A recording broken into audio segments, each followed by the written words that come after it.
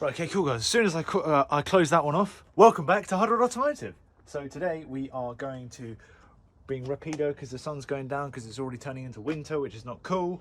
But basically, what needs to occur?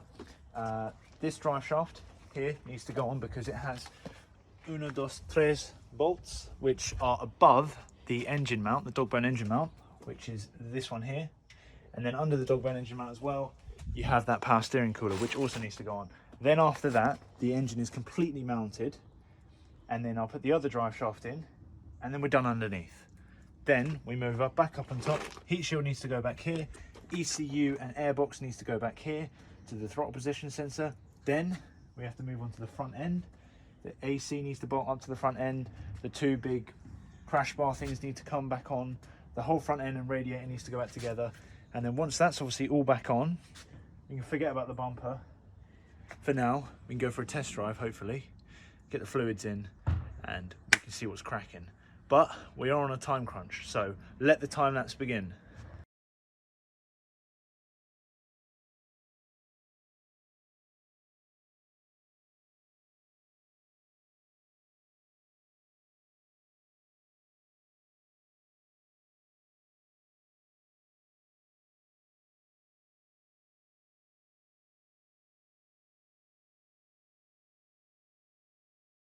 Turn the light on. Right, the flash is on. What's going on, Cameron? What's happened? We've got drive shafts in. We've got the dog bone mount on, got the intercooler on, and then after this is literally intake. Power steering cooler. I need to go Power do steering that. cooler. Then we've got intake, And then it's the front pretty end. much radiator, and then the front Did end. the wheel wells come off before the radiator or after? Couldn't tell you. Couldn't tell you. All right, so we're still going. We got the old halo light out, and we are down here trying to do one annoying little bolt. Have you got it? No, mate. It feels like it's in, but it's not. Basically, there's just a little piece of metal like that with a thread in it, and this bolt goes into it, and it's going either side of it because it's so little, but it's not actually going in. Have you got it? No. What's right? We've been here longer than we took to do the drive shafts. Longer than we took to do, like, put the engine in. Okay, so now is a fresh morning, or the next morning. As you can see, my eyes are pretty knackered actually. We're back on the Mini, and as optimistic as I was last night, we didn't manage to get it done. Pretty much for a couple of reasons, but first reason being was the silly bolt down the bottom there. Took us forever to get to, or forever to tighten up.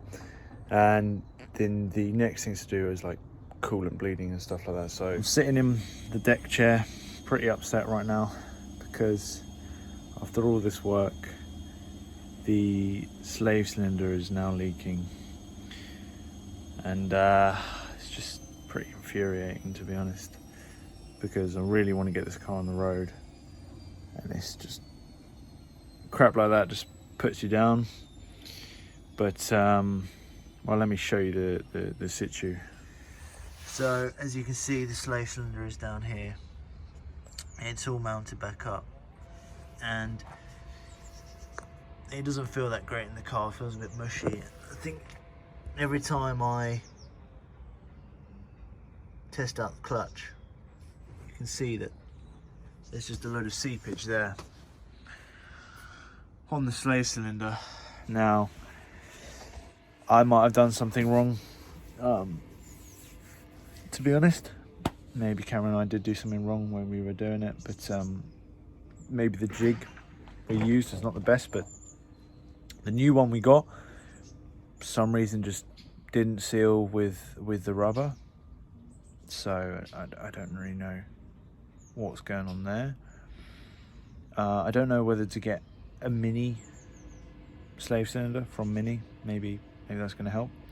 But this one seems to seal the top anyway. Whereas now obviously it's not. I don't know whether that's because it's been up there and kind of moved around a couple of times and the seal's just been a bit too disturbed. But yeah, we're kind of at a halt here because obviously that's so easy to get to right now that I might as well do it right now. You can clearly see that's the place that's leaking.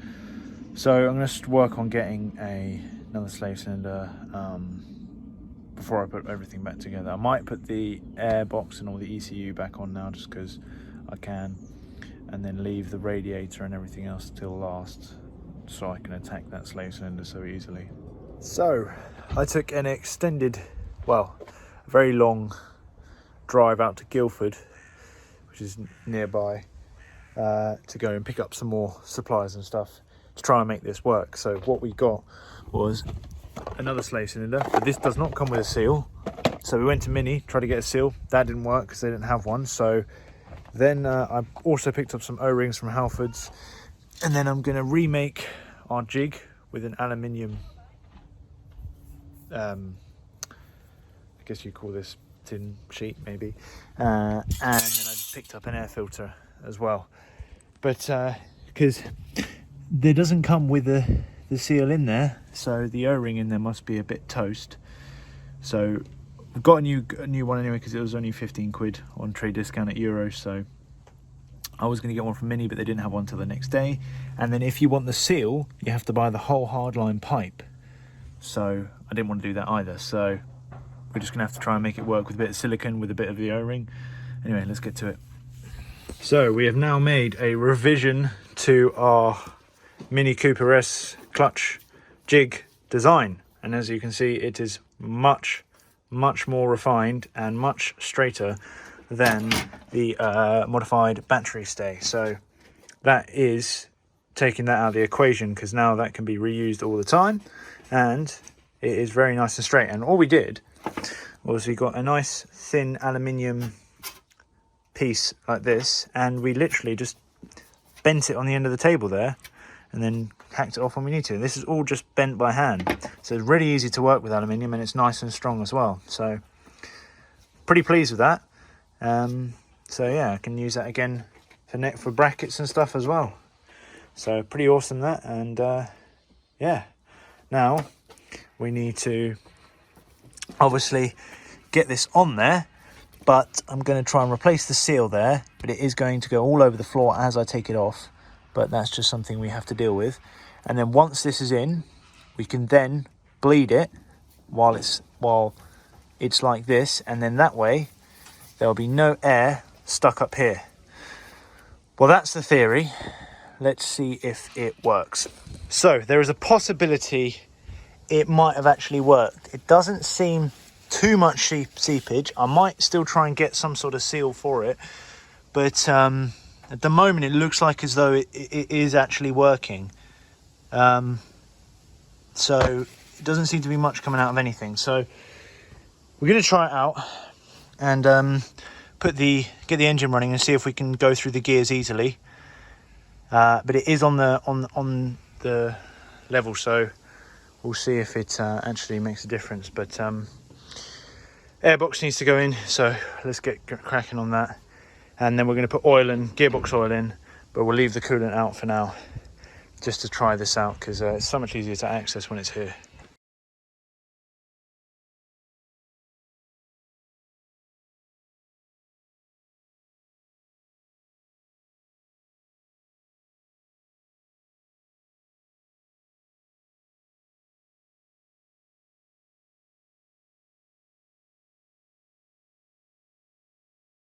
Okay, so pretty worrying now, a little bit disheartened.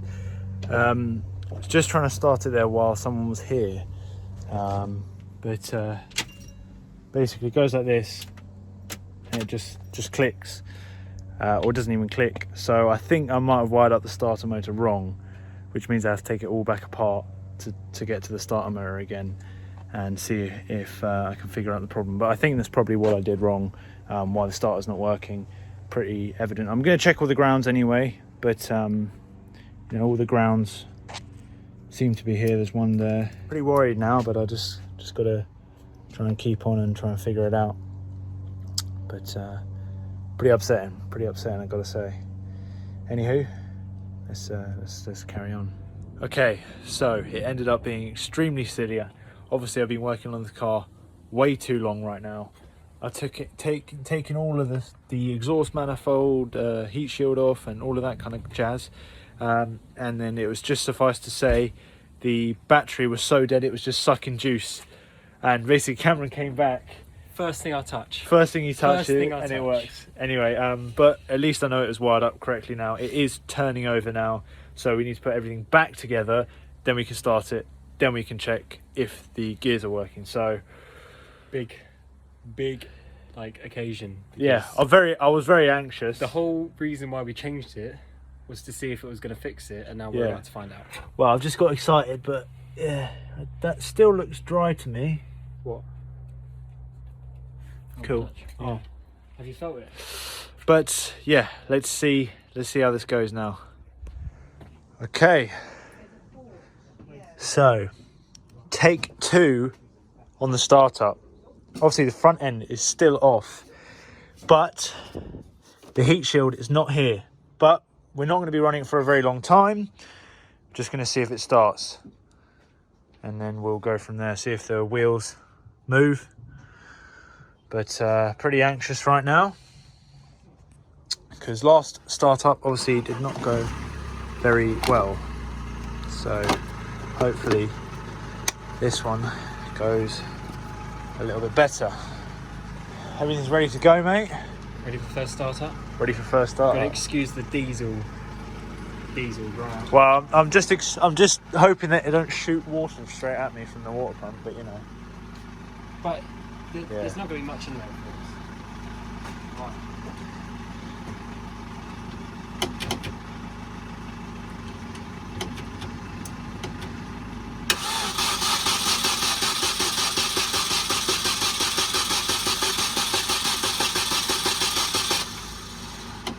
Not looking great so far. Maybe charge the fuel pump a couple of times. Oh, yeah. How much? All the fuel pumps are limited. Yeah. How much fuel does it have in it? Where's the fuel gauge? Oh, it's an 8th. Okay, cool. Go again. Did you take it off the battery? No. Take it off the battery as well, so it cranks faster.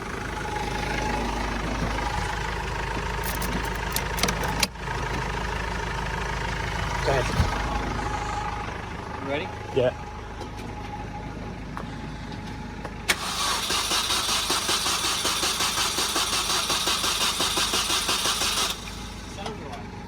Sounds a bit slow.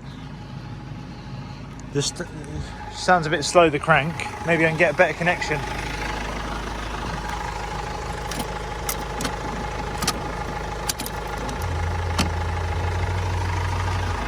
Try and lock it and unlock it.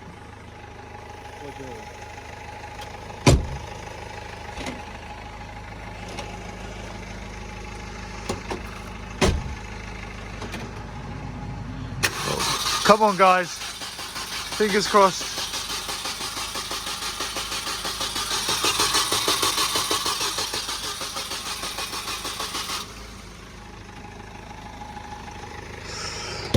The anxiety is coming. I reckon. Give it a couple of pumps of this.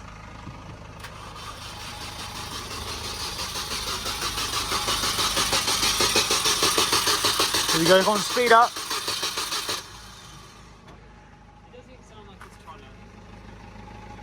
What? No, it just doesn't sound like it's trying to go. Can you hear the pump start? I can hear it go.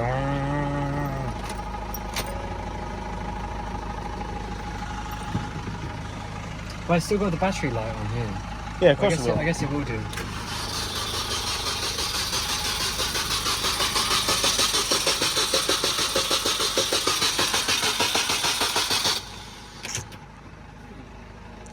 Intriguing. So, not all is well. Okay, so reasons why it wouldn't start. So we need air, fuel, spark. So front body's all plugged in, yeah? Yeah. No, it wasn't. Oh, is it not? Well, there we go. Go on.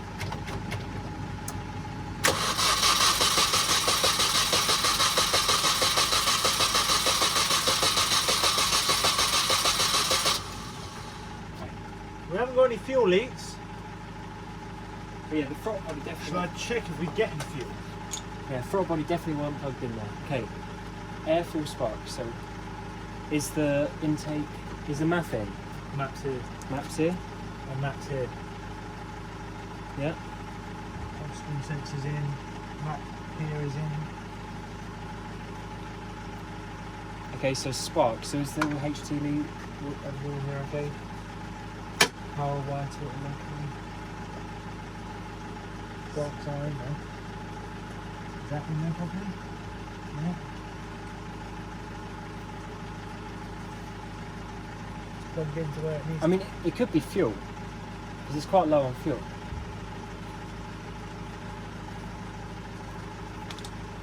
It did take us a long time to get the Accord running when we had the fuel pump. Yeah.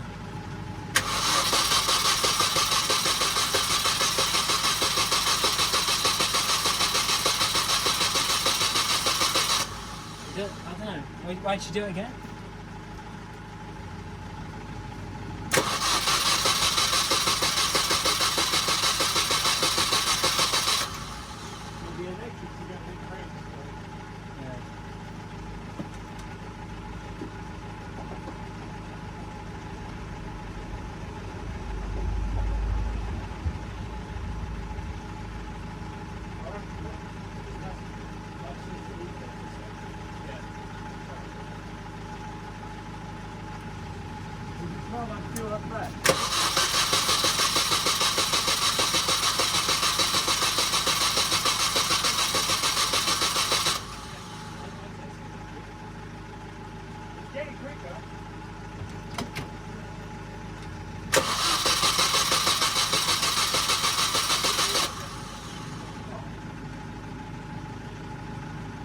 So it could be Yeah, spark. let's check the grounds properly again.